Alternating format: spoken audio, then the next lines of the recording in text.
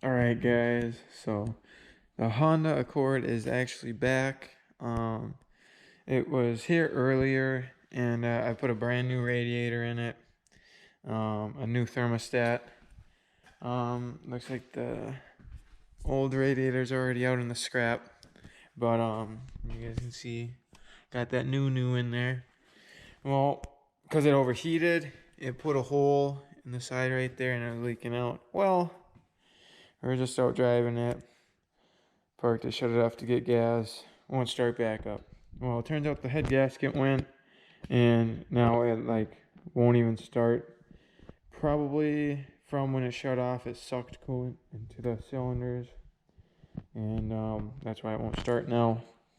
So tomorrow I'm gonna have to run to the parts store and put another head gasket in this, and actually get a good one.